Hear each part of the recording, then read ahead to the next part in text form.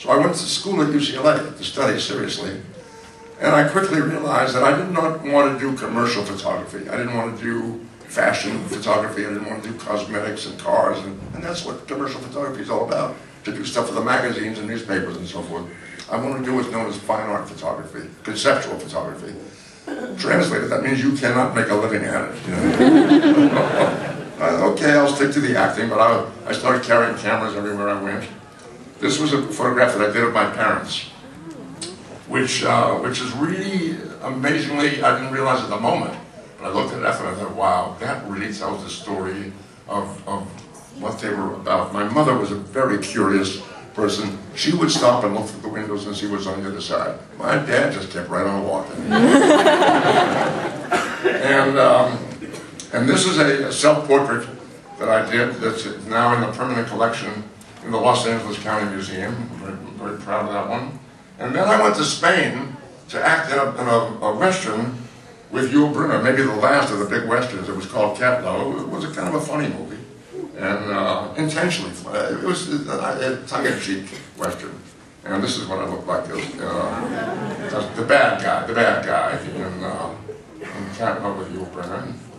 This is me on the set with Sam Waterman, the director. That's me on the right. We were shooting in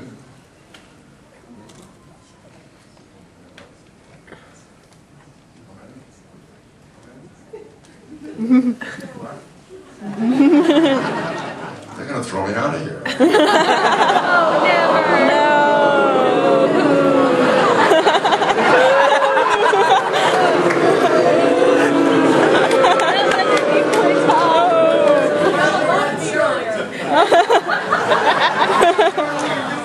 You're wearing the red shirt, get the red shirt!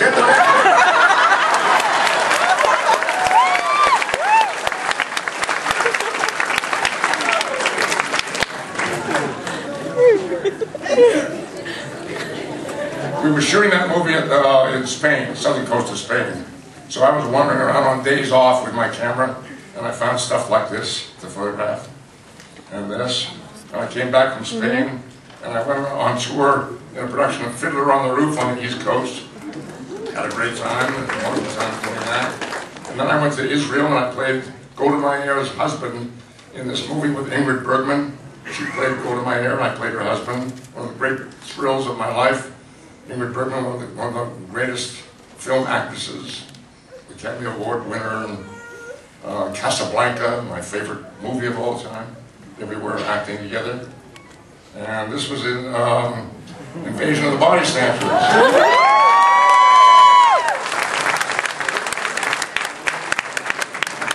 Donald Sutherland and Jeff Goldblum. This was in Morocco, where I played the prophet Samuel anointing the young King David. Exciting project. 1977, I was on Broadway acting in Equus, and I heard about this fantastic new movie that had just opened. It was getting gigantic reviews and gigantic box office. It was called Star Wars. George Lucas did us a big favor, because for several years there had been no Star Trek production. And during that period of time, I published, I think, a very interesting book about Star Trek called I Am Not Spock.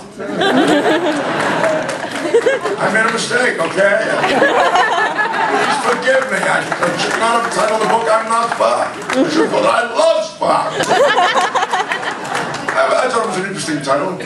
I wrote it because, I used that title because there was a chapter in the book that explained the differences between me and Spock. It was my effort to help an audience understand how an actor goes about building a character. Anyway, it was a mistake. I should have used it. People got very angry. They thought there was no Star Trek. The rumor was out that there's no Star Trek because Nimoy wants to play Spock. It wasn't true at all. Not at all. And then George Lucas did this fantastic movie. We did great business. I went to see it in this packed movie house in New York. And people screaming and cheering, and I thought, oh boy, I'm going to be getting a call from Paramount pretty soon. And sure enough, they called, and we went to work and made the Star Trek movie. This is the cast.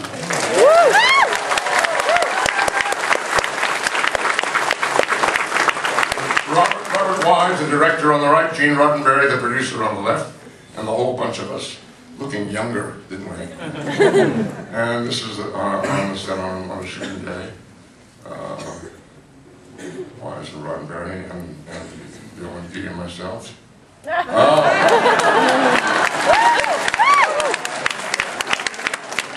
Trek IV, The Voyage Home, I was directing, and when we were preparing the film, when we finished making I directed Star Trek III, and when we finished making the film, the studio called me and said, make us another one. Make us your version of Star Trek. Because they had a tight grip on me on III, because it was my first feature. I said, okay, here we go. And when the script was being developed, I was in New York walking down Columbus Avenue one day in New York, hot summer day, and suddenly there's this blast of loud, terrible music, loud. I mean, not only was it loud, but it was terrible. And as a kid comes out of a doorway carrying this gigantic blaster on his shoulder. And I thought, if I could punch his brains out, I would. I would do it. And that's how I decided to put it in this movie. So, one of my favorite moments, and one of my favorite movies.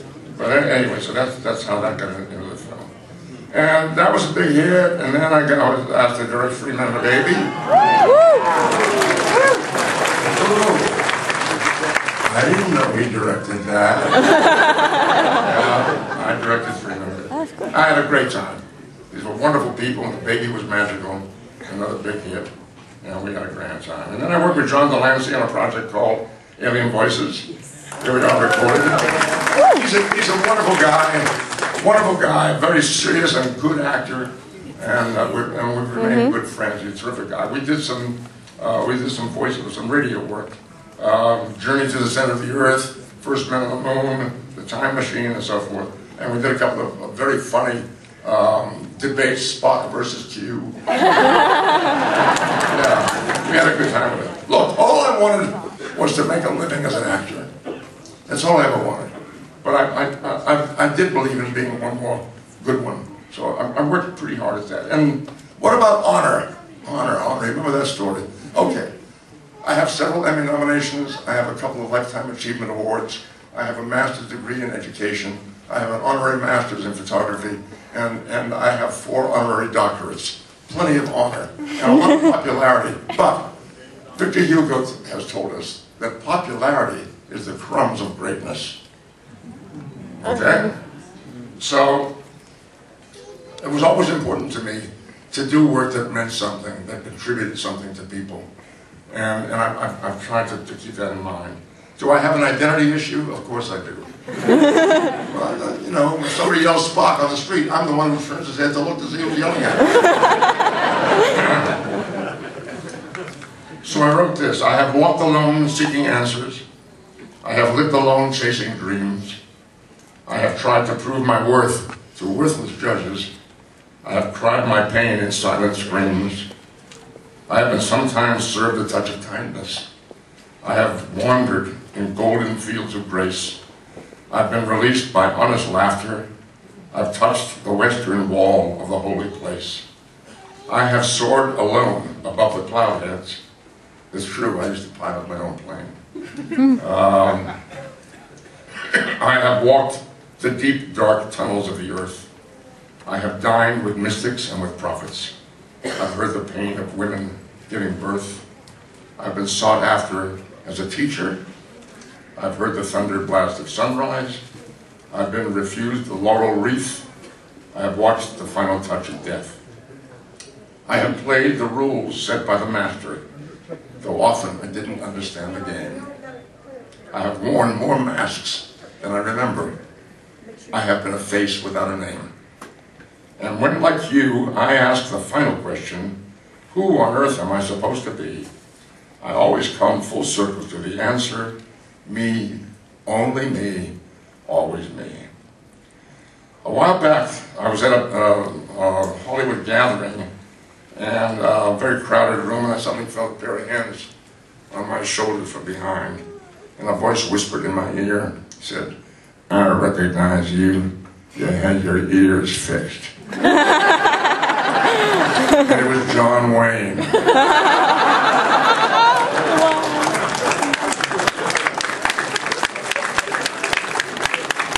I believe in living a creative life. I believe in bringing something special, something extra to the party when you come to work. I believe in showing up and using both sides of my brain. I believe in being passionate about my work. Photography has been my passion for some years now. Probably most of you know that I have worked now in museums around the country, including the Houston Museum of Fine Art has some of my work, and other museums around the country. It's a great personal joy to me to have these projects done. This is a book I did about the Shekinah based on this gesture, the feminine aspect of God. This is a book I did called the Full Body Project, about the issue of body size in our culture. Most recently, I did a project called Secret Cells, which is in museums and is traveling in museums around the country about people's secret or special or hidden identities of themselves. And I have some. This is the cover of the catalog. This young fellow, I invited people to come and pose as their secret selves. And this young fellow had this Superman cape, was given to him by his grandmother. He was in the Navy for 6 years. He had this in his locker for 6 years. And I have street credibility. My wife and I were at a function in Los Angeles recently, and we were walking to the parking lot afterward, and we were walking with Tom Hanks, and a young fellow recognized him, came running up with the camera, said, Mr. Hanks, can I have my picture taken with you? And Tom Hanks said, yeah, sure. Who's going to take the picture? Then the young guy recognized me, and he says, oh, Mr. Nimoy, you're a wonderful photographer. Will you take the picture?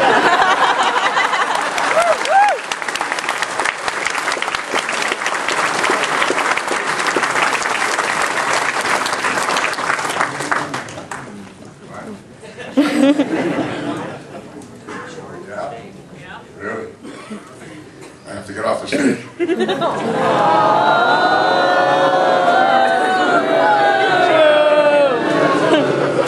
We're at 2 minutes?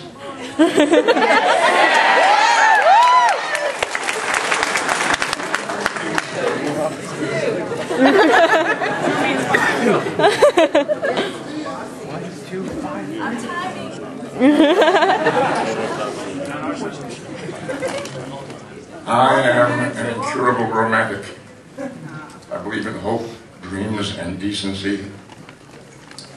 I believe in love, tenderness, and kindness. I believe in mankind. I believe in goodness, mercy, and charity. I believe in a universal spirit. I believe in casting bread upon the waters. I am awed by the snow-capped mountains and the vastness of the oceans. I am moved by a couple of any age holding hands as they walk through city streets. A living creature in pain makes me shudder with sorrow. A seagull's cry fills me with a sense of mystery. A river or stream can move me to tears. A lake nestling in a valley can bring me peace. I wish for all mankind the sweet, simple joy that we have found together. And I know that it will be. And we shall celebrate. We shall taste the wine and the fruit. Celebrate the sunset and the sunrise, the cold and the warm, the sounds and the silences, and the voices of the children. Celebrate the sunset and the sunrise, the cold and the warm. Celebrate the dreams and hopes which have filled the souls of all decent men and women. We shall lift our glasses and toast with tears of joy. May you all live long and prosper.